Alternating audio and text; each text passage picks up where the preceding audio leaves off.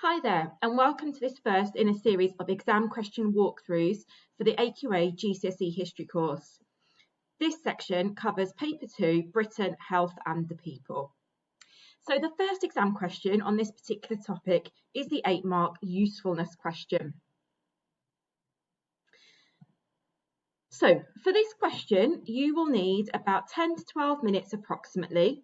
Your answer will need to have 2 paragraphs and you will need to use your own knowledge.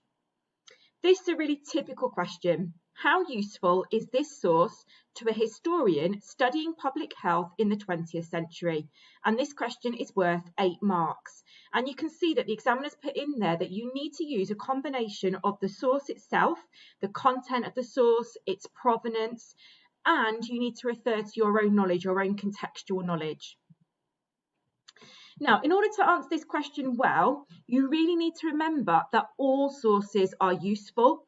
The question isn't really asking you how useful is this source. Those pesky examiners are really asking, why is this source useful? Because we know that no matter how biased a source is, it's always useful. So, to answer this question well, you need to refer to 2 aspects within your answer. You need to comment on what the source itself is showing, the content of the actual source. What knowledge and understanding does the source itself give to this historian? And then secondly, you need to look at the provenance of the source. So when was it written or made? Who wrote it? What's their background? Why did they do it? What's the purpose of the source? Where? What country has it been made? All of those things are a consideration into what knowledge and understanding they give a historian who is studying this particular topic. In this particular case, it's a historian studying public health in the 20th century. So you know the source is going to be something to do with public health. In this case, it's showing the average weight and the impact of free school meals had on weight of school pupils over a period of time. So in order to structure your question well, you need to make sure that in the first paragraph, you're referring specifically to the content. The source is useful because it tells a historian what. So pick out maybe two points from what the content is showing. So it tells a historian that the average weight of school pupils was going up over this particular period.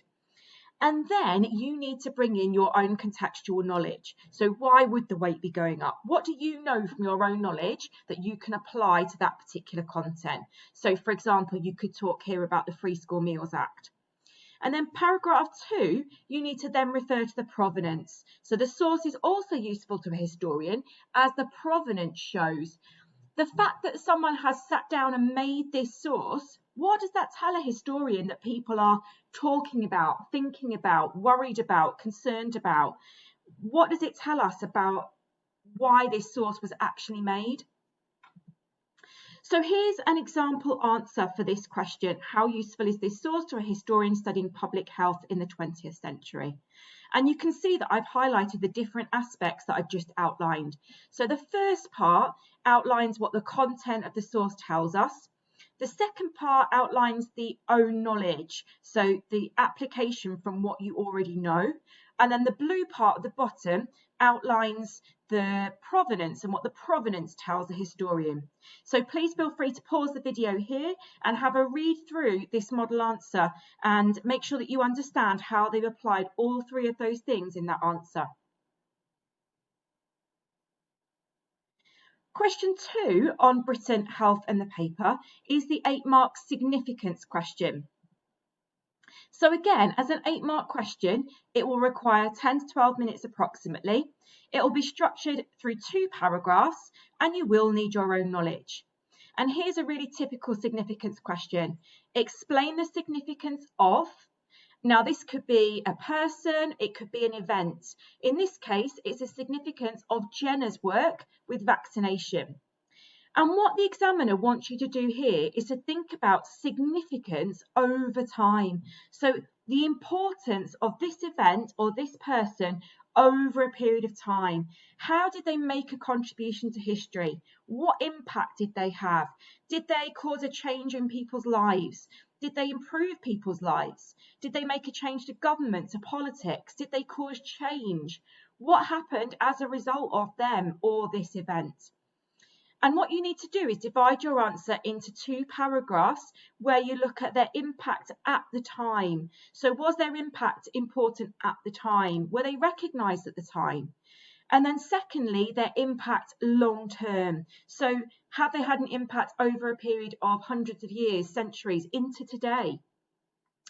A common misconception with this question is that you need to make sure that you understand that significance can be mixed.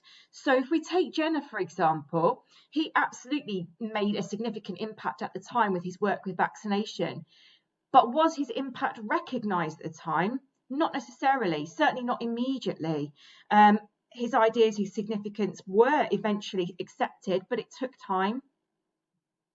So in terms of how your answer would be structured, paragraph 1 would start, in some ways, Jenner was significant at the time of his breakthrough with vaccination so Jenner was significant at the time, however, and then in the long term would be your start of a paragraph 2. And I've added here some words that you might think about using in order to describe someone's significance. So their significance was considerable. They were a catalyst for, they were vital. This event was crucial, substantial, fundamental, essential. And then if you're saying perhaps that some aspect wasn't as significant, you might use negligible. They were trivial, insignificant, marginal. Their significance was more limited. So if we look at this example model answer here, we started by saying that Jenner was very significant in the short term in terms of his work with vaccination, and that was because of his discovery of using cowpox to inoculate against smallpox. And the answer goes on to use a considerable amount of own knowledge. The examiner is looking for you to really show off the quality of your own knowledge, dates, names of people, statistics. But as you'll see in the first paragraph, we've talked there about how the significance perhaps was held back temporarily for various reasons. So, for example, the snobbery against Jenner because he was a country doctor. And therefore, at the time, although his breakthrough was really significant, it was limited because of the attitudes at the time. In the long term, in the second paragraph, though, obviously Jenner's breakthrough became much more significant. Smallpox vaccination was accepted. And there's information there about the grant given to him by Parliament, how the vaccination was made compulsory by 1853, and by 1980, smallpox had been eradicated. And for this question here, you could even bring it up to date with the current vaccination in the pandemic. The third question you will get on Britain Health and the People is the 8-mark comparison question. And again, 10 to 12 minutes, 2 paragraphs, and you will need your own knowledge. In this case, the examiner is asking you to compare 2 different events, people, or developments that might have happened throughout the medicine period. In this case, this question is asking you to compare developments in health and surgery in World War I to developments in health and surgery in World War II.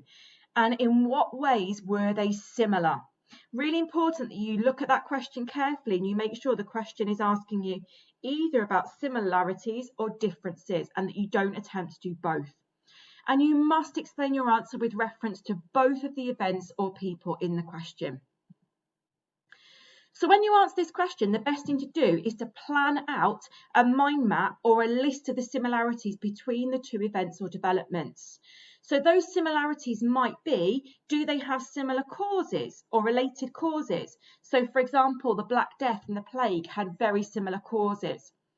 Were they similar in terms of their development about what actually happened? And were they similar in their consequences? Do they have similar consequences? You know, whether that's number of deaths or number of lives saved or ways that they made an impact on society. And once you've made that list, you then need to concentrate on 2, because your answer will be structured using 2 paragraphs. The first similarity, in this case in terms of developments in health and surgery between World War I and World War II is, and the second similarity in terms of developments in health and surgery between World War I and World War II is. A common mistake students make is that they write only about one similarity, but they write about World War I in one paragraph and World War II in the second. Both paragraphs must contain information about both events or both people. And in terms of the language that you need to be using connectives like similarly, in comparison, likewise. So if you have a look at this model answer here, you can see that structure. So the first similarity between developments in World War I and World War II is that plastic surgery developed in both wars. So that's the key similarity. So you then go on to say, because in World War I you see this, and similarly in World War II you see this. A second similarity between developments in World War I and World War II is the work through blood transfusions. In World War I we see this, in World War II similarly we see this. And at the end of each paragraph, there's a link back to the question talking about the ways that they're similar. The final exam question on the health and the people topic is the big 16-mark factors question with an added 4 marks for spelling, punctuation and grammar. So in this case here, the question is, has war been the main factor in the development of surgery in Britain since medieval times? Explain your answer with reference to war and other factors. Now, this question will require about 20 minutes of your time in the exam. You will need to write 4 paragraphs and you will need to use your own knowledge. So this is a big chunky question. Altogether, it's worth half the marks on the medicine topic. So I would advise that you did this question first when you come to the exam. Tackle it first. It's a big one. Get it out of the way. You will need some planning time as well. So when you answer this question, you really need to make sure you read the question carefully. There'll be 2 things identified in the question that you need to focus on. First of all, what must your first paragraph be about? What is the named factor that you must write about? In this case, it's war. Secondly, what's the context of that factor? What must you write about it in the context of? In this case, it's the development of surgery in Britain, but it might say public health. It might say the treatment of disease or illness, or it might just be more general and say medicine as a whole. And obviously, you'll see it says since medieval times. And what the examiner is asking for you to do is to show off your knowledge of the entire unit. And therefore, you must cover at least 3 time periods over the course of your essay. It's really important you take the time to read the question carefully and that you plan your answer. And I've given you a guide for how to do that there. So what's your named factor? In this case, it's war. What 2 other factors are you going to use in your answer before you write a conclusion? It's also really important that you've decided on your argument before you start. So you need to make sure whether you know whether it was war that was the most important factor before you start your answer. Don't flip-flop. Don't change your mind halfway through. And then obviously SPAG is really important in this question. So check your answer at the end. Have you spelled all your words accurately? Have you used correct punctuation? Have you used a range of historical terms? Have you used good grammar and not written as you speak? Have you written would have or would have? And there's some language at the bottom that you might want to think about using when you're thinking about the importance of the factors in relation to each other. Crucial, substantial, considerable. So there are 2 versions for how you can tackle this question. First of all, version 1 is that you believe that war was the most important factor. So your first paragraph will start, war was absolutely crucial. And you will then give at least 3 pieces of evidence as to why. And that evidence must be from different time periods. So for example, you might talk about Parry from the Renaissance, or Hugh and Theodorica Luca from medieval times, or Harold Gillies from the First World War. Your second paragraph will then start, admittedly, and then your second factor will then feature, was also a main factor. So for example, the role of the individual. Again, 3 examples from different time periods. However, a third factor is also important. For example, government. Again, 3 examples from different time periods. Version 2 is where you believe a different factor and not war was the most important factor. And therefore your answer will start admittedly. But again, exactly the same number of pieces of evidence are needed. The change is that your second paragraph will start, however, blank factor is a more significant factor. Now, in terms of the conclusion, try and think of a conclusion as like the factors are pillars holding up a building. Which is the crucial factor that is holding up that building? So if I think that it's war, if I take away government or I take away the role of the individuals, war will still hold up that building. Why? Why is war so important? Why would you come to that judgment? So for example, if you think that government intervention was the most crucial reason, would that really have had any impact without the individuals that brought those scientific breakthroughs? So is government intervention the right reason?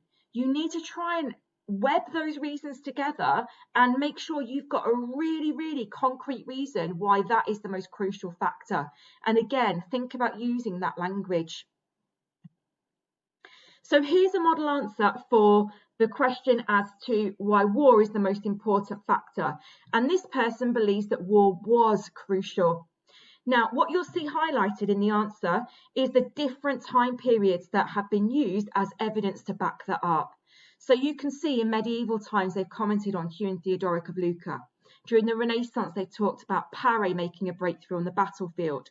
In the early modern period, they've talked about the war between the French and German governments, creating this rivalry between Pasteur and Koch. And they've talked about, in the 20th century, the role of Dwight Harkin, for example, in doing work on heart surgery. So altogether then, there's a link then back to the answer saying, therefore, war was a catalyst for the progression in surgery since medieval times. Your answer will then flow through the other two paragraphs, followed by your conclusion. So I hope that's been helpful and given you a little bit of a walkthrough as to how to answer the questions on the Britain, Health and the People topic. Please remember, as usual, to contact your class teacher if you have any further questions. Thank you.